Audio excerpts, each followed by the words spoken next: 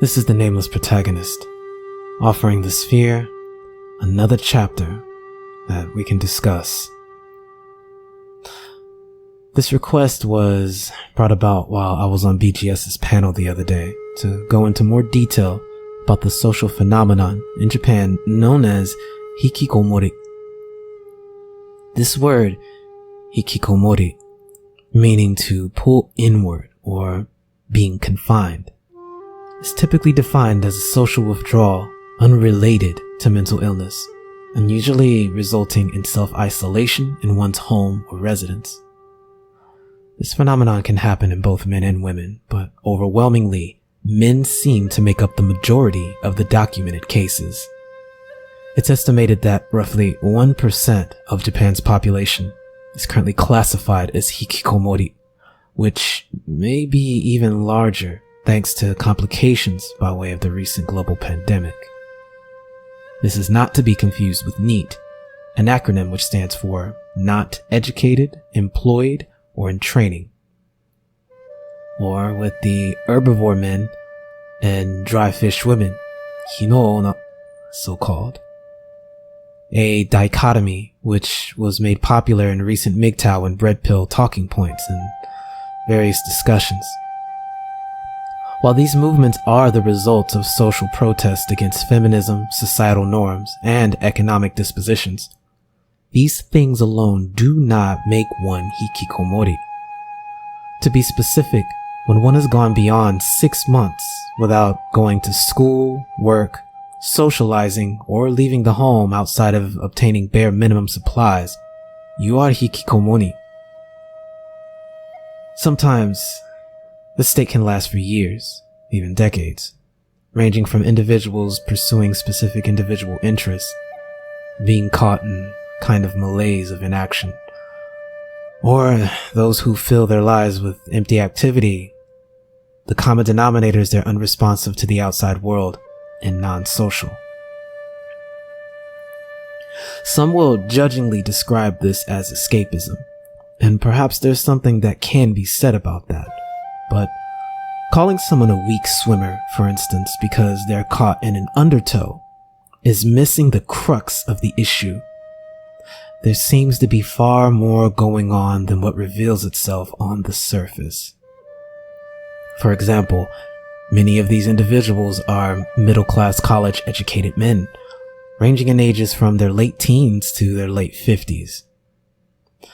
There have, however, been some agreed-upon risk factors, which include but are not limited to those who have socially adverse personality types, those who lack clear long-term and short-term goals, and those who have a perceived lack of self-capability.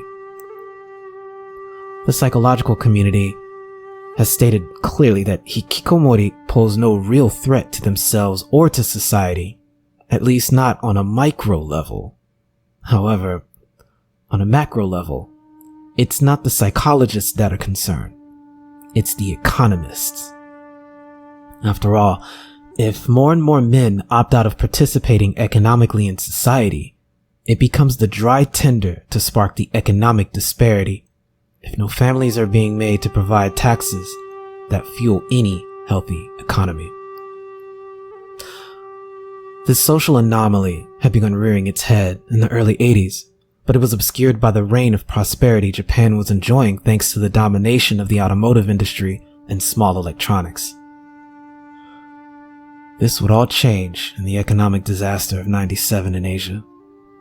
Japan would wallow in the records of its fall, with mass layoffs and many households being forced to have both parents working to get by. The economy would remain flat-footed.